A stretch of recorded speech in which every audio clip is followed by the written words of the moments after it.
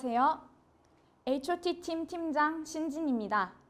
지금부터 저희가 동국대학교 캡스톤 디자인 밸류업 최종 보고회에서 잔불 진압 로봇에 대해 설명드리도록 하겠습니다. 목차는 다음과 같습니다. 먼저 팀원 소개, 그리고 저희 과제의 이유, 결과물, 기대 효과, 그리고 요약과 소요 예산을 설명드리도록 하겠습니다. 처음 팀장으로 신진, 저는 동국대학교 기계로봇에너지공학과 소속으로서 졸업작품으로서 잔불 진압 로봇을 만들었습니다. 저와 함께 여정을 달려와준 팀원들입니다. 저희는 각자, 저는 기획자, 그리고 계획 수립, 제 팀원은 캐드 설계, 몸체 제작, 한동현은 모터 제어 및 주행 제작 파트를 맡아서 밸런스 있게 작업을 진행하였습니다. 과제 배경과 개발 동기 및 목적입니다. 저희의 배경은 잔불을 진압하기 위한 목적이기 때문에 산에 남은 잔여 불씨를 감지하고 이것을 물로 진압하고 또 진압 후에 다른 잔불을 찾아서 주행을 하는 것이 주요 목적입니다.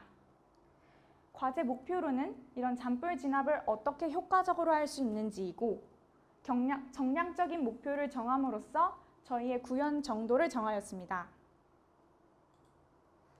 다음으로 과제 개요 및 목표 기술입니다. 저희는 이미 기존의 잔불 제거 로봇, 소방 로봇이 많이 있는데 왜 이 로봇이 필요한지에 대한 질문을 많이 고민해야 했습니다. 그 결과 현재 사람, 그리고 소방 로봇이 존재하고 있습니다. 소방대원님, 그리고 잔불 진압 요원들이 계시고 또 헬기와 드론으로 지금 현재 잔불이 제거되고 있는데 나중에는 로봇 화재 진압 시스템이 생겨날 것입니다. 사실 이것은 나중 일이 아닙니다. 이미 현재에도 소방 로봇 화재 진압 시스템이 상용화되려고 하고 있고 기술 자체로는 존재하고 있습니다. 하지만 우리 곁에 있지 못한 것뿐입니다. 앞으로 발표해서 그 이유에 대해서 살펴보고 저희가 이 소방 로봇들과의 차별성을 찾아냄으로써 저희 기술의 유효한 점들을 어필해 보도록 하겠습니다. 저희 로봇의 차별성을 찾기 위해요. 기존 로봇들이 어떤 특징을 갖고 있는지, 현재 왜 사용되지 않고 있는지 조사하였습니다. 2012년 10월에 기사를 보시면 17억 쓴 소방 로봇, 참고서 낮잠을 자고 있다. 2016년 9월에 배치 이후 4차례만 사용하였다. 2020년 4월에 이 로봇은 화재 현장에서 물과 이산화탄소 거품을 뿜어냄으로써 새로운 소방 로봇으로 대두되고 있다. 소방 로봇은 계속 발전하고 기술은 이용되어 왔습니다. 하지만 실전에서 이용되었느냐? 그렇지 않습니다. 그럼에도 불구하고 소방 로봇은 왜 계속 만들어지고 있는 걸까요? 이 기술의 필요성이 다른 사람들, 그리고 직접 만들어지는 사람들에게 필요하기 때문이겠죠. 그래서 저희는 이 제품들을 분석해 보았습니다. 지금 2020년의 형태와 2012년의 형태, 차이점이 보이시나요? 모두 바퀴를 가지고 있고 자율주행을 하며 물을 뿌리는 분사 형태입니다. 저희가 만든 소방 로봇도 이와 크게 다르지 않았습니다. 그런데 이 로봇이 과연 상용화될지는 의문입니다. 그렇기 때문에 기존 형태와의 차별성, 그리고 기능의 축소화, 이를 통해 경량화, 가격 경쟁력을 꾀해야겠다고 저희는 목표를 삼았습니다. 그 이유는 기존 형태는 이렇게 네모 직사각형 로봇이고 굉장히 무게가 무겁습니다. 그래서 따로 이 로봇을 운반하는 시스템이 있습니다. 그리고 많은 물을 적재해야 하기 때문에 그 무게가 또 많이 나가고 또 물의 방수 시스템이 필요하면서 또 불에도 약하지 않은 그런 강화 재질로 이용해야 합니다. 그런데 한 번에 많은 기능들을 이 소방 로봇 하나에 부과하다 보니 이 로봇이 굉장히 비싸져 버렸습니다. 한 대에 1억 1,000만 원 이상입니다. 한 대 말입니다. 이 로봇을 최소 소방서 한 곳에 2개 정도 배치를 한다고 합니다. 그렇다면 우리나라의 전국의 소방서는 몇 개일까요? 또 외국에 있는 소방서들은 전부 몇 개가 필요할까요? 과연 소방서에서만 이 로봇을 사용하게 될까요? 아닙니다. 이 로봇은 매우 필요성이 많은 로봇입니다. 그럼에도 매우 비싸고 무겁고 활용하기 어렵기 때문에 지금 작용되지 않는 것입니다. 따라서 저희는 기능의 축소를 저희 목표로 차후 목표로 삼기로 하였습니다. 네, 로봇 진화 시스템 2020년에 지금 사용되고 있는 작품인데요. 이 로봇의 주요 특징은 2000리터에서 2만 리터가 들어간다는 것이고 소방관에 의하여 원격 조정된다. 그리고 소방관에게 안전한 거리를 제공한다. 그리고 소방관들이 직면하는 위험을 완화하고 더 빨리 화재를 진압할 수 있다라는 특징을 가지고 있습니다. 저희 로봇은 지금 현재 프로토타입이기 때문에 2000리터 정도의 물을 담지는 못합니다. 그래서 최대 20리터라고 기준을 잡았을 때 총 100개가 필요하다라는 결과가 나옵니다. 그러면 이 로봇을 제작하는 데 드는 비용은 아래의 재료들을 포함하면 80만 원에서 100만 원이라는 가치가 나옵니다. 이 로봇이 한 대당 80만 원이라고 잡고 또 여러 번 만들어 보다 보면 그 부품 자체가 대량 생산하기 때문에 가격이 줄어들기 때문에 총 8천만 원이라는 금액이 나옵니다. 기존 한 대는 1억 1천만 원입니다. 이것은 고작 한 대입니다. 그런데 저희는 8천만 원에 100대를 만들 수 있습니다.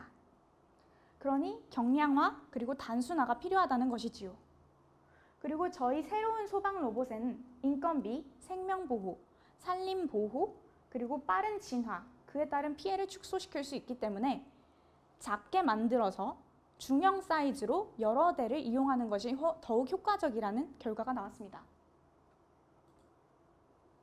따라서 이 로봇을 저희는 지금 이제 개발을 하고 있고 프로토타입이라서 완전한 형태는 아니지만 일단은 잔불 진압용으로 만들었습니다.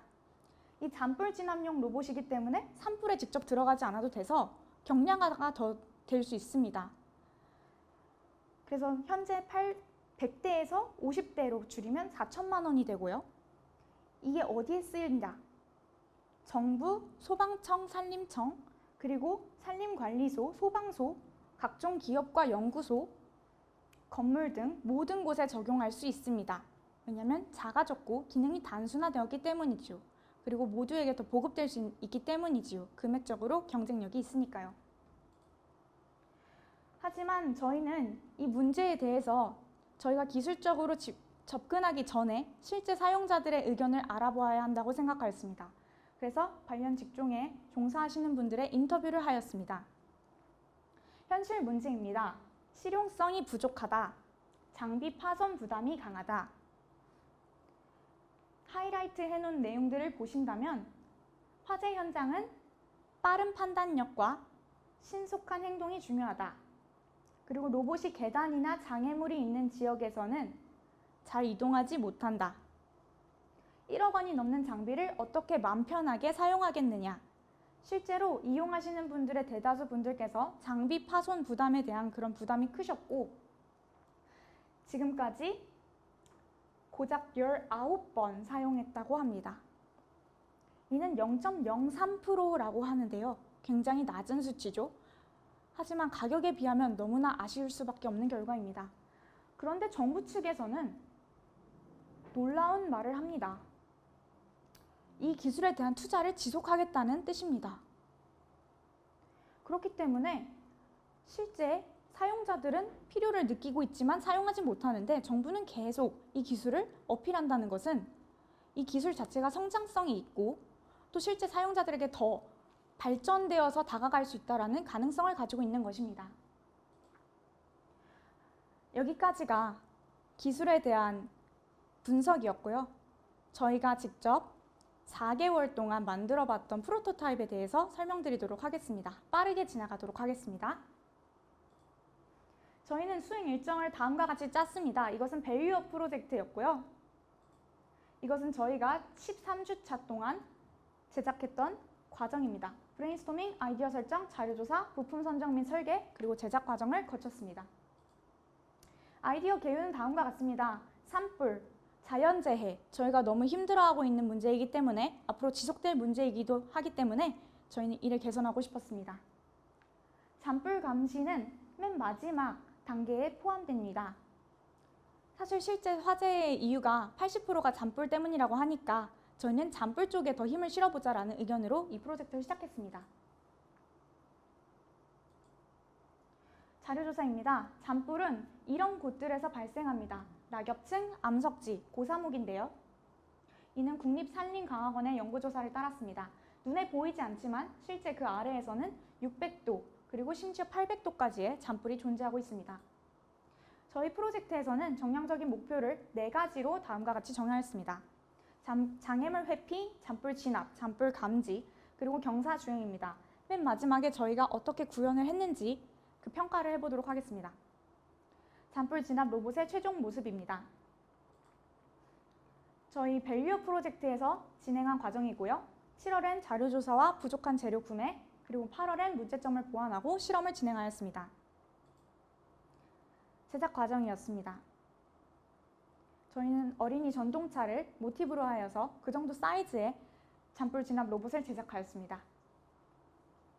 위층이 진압부, 1층이 감지부, 0층이 구동부입니다. 그래서 3D로 CAD 작품을 보여드렸을 때 이러한 형상을 띠게 됩니다. 제작 과정이고요. 센서입니다. 그리고 그를 이용한 실험입니다. 또한 불갈키를 앞에 부착하여 낙엽 속에 있는 잔불을 감지하고자 하였습니다. 영상이 잘 작동하지 않는 관계로 생략하도록 하겠습니다. 추후 자료를 첨부할 테니 이를 확인해 주시기 바랍니다. 그리고 저희가 밸류업 과정에서 새로운 온도 센서를 찾았던 것은 기존의 온도 센서가 기능에 따라서 가격이 천차만별이었기 때문이고 그 기능을 좀 더 강화하기 위하여 이제 이 DTS M30이라는 온도 센서를 구매하고 실험을 해보았습니다. 이전보다는 확연히 멀어진 온도를 감지할 수 있는 거리를 갖게 되었습니다. 기존 온도 센서에 대해서 이제 저희가 센서적, 기능적 구현을 더 성능을 강화하려고 했는데 피드백을 받으면서 이것보다는 실제 이미 많은 기능들이 상용화되어 있고 우리가 할 수 있는 데선 한계가 있으니까 이것을 어떻게 더 어필할 수 있는지 차별화를 가지고 문제점을 해결할 수 있는지에 대하여 더 주력하라는 의견을 들었습니다. 그리고 또한 사업화에 대해서 의견을 들었기 때문에 저희는 앞의 내용에서 그런 점들에 대해서 부각하여 설명드렸습니다. 기대 효과입니다. 저희 이 기술은 특허청에서 자료를 통해 계속 증가하고 있음을 볼 수 있습니다. 또한 기존 로봇들이 대당 150kg, 사람의 힘으로는 들을 수 없습니다. 또한 가격 1,000만 원, 1억 1,000만 원이기 때문에 최소 가격이기 때문에 이를 위하여 너무나 많은 국민의 세금 그리고 재화가 이용되고 있다는 것이 현재 상황입니다. 따라서 저희가 경량화 그리고 새로운 차별성을 갖게 된다면 휴대성 및 경제성이 올라간다는 것이 저희의 의견입니다. 결론입니다. 저희의 결론으로서 맨 처음 아까 말씀드렸던 4가지 목표들을 이렇게 판단해 보았고요. 저희의 보완점들을 밸류업 과정을 통하여 보완하였습니다. 마지막 결과 저희 목표 기능에 대해서 이 3가지를 실현시켰다는 것을 한 번 더 요약으로 말씀드리고요. 저희 작품에 대하여 휴대성 및 경제성 그리고 창의성, 차별성을 깊이 생각해 주시면 감사할 것 같습니다. 소요 예산입니다. 저희는 재료비를 이렇게 사용하였습니다. 감사합니다.